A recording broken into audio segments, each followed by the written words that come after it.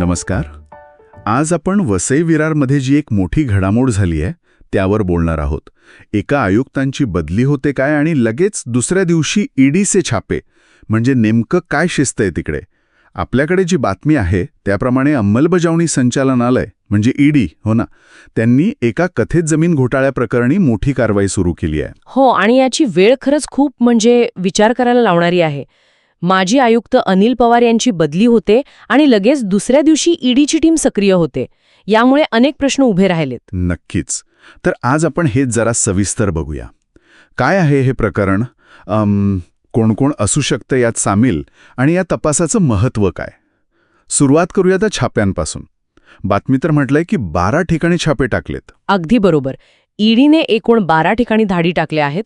यात वसई विरारचे माजी आयुक्त अनिल पवार यांच्या घराचा समावेश आहेच, पण त्याचबरोबर काही बांधकाम व्यावसायिक आणि काही संबंधित अधिकारी, त्यांची घरं आणि ऑफिसेस पण आहेत यात. अच्छा, म्हणजे हे फक्त वसई विरार पुरतं नाहीये, तर मुंबई आणि पुण्यात पण छापे टाकले गेलेत. हो. अरे बापरे, म्हणजे या प्रकरणाची व्याप्ती बरीच मोठी दिसतीये. हे फक्त एका अधिकाऱ्यापुरतं मर्यादित नाहीये मग. बरोबर. मुंबई आणि पुण्यातील ठिकाणांचा समावेश हेच दाखवतं की हे प्रकरण स्थानिक पातळीपुरतं नाहीये कदाचित. याचे धागेदोरे आणखी लांब असू शकतात. आणि ईडी जेव्हा इतक्या ठिकाणी एकाच वेळी कारवाई करते तेव्हा त्यांच्याकडे नक्कीच काहीतरी ठोस माहिती असण्याची शक्यता असते, नाही का? बरोबर. पण या सगळ्यामागे मुख्य आरोप काय आहे? म्हणजे ईडी नक्की कशाचा तपास करत आहे? काय म्हणतात त्याला, मनी लॉन्ड्रिंग वगैरे? हो, मुख्य संशय तोच आहे, मनी लॉन्ड्रिंगचा. म्हणजे गैरमार्गाने जो पैसा मिळवला जातो तो कायदेशीर व्यवहारातून आलाय असं दाखवण्याचा प्रयत्न.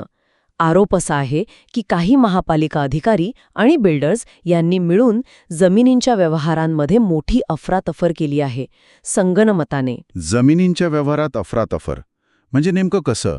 काय असू शकतं यात? यात अनेक गोष्टी येतात.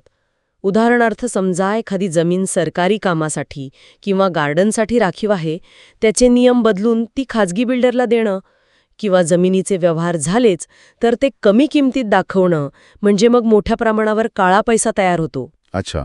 किंवा मग बेकायदेशीर बांधकामं असतील त्यांना परवानगी देणं. यातून जो पैसा मिळतो तो मग वेगवेगळ्या कंपन्यांमार्फत फिरवून, म्हणजे काय म्हणतात त्याला, पांढरा करण्याचा प्रयत्न केला जातो. ईडी याच पैशाच्या ट्रेलचा माग काढत आहे आता. आणि इथेच हे प्रकरण खूप गंभीर होतं, नाही का? कारण यात थेट सामान्य माणसांचा पैसा म्हणजे सार्वजनिक निधी आणि सरकारी अधिकाऱ्यांचा गैरवापर झाल्याचा संशय आहे. महापालिकेचं मोठं आर्थिक नुकसान झालं असू शकतं यात.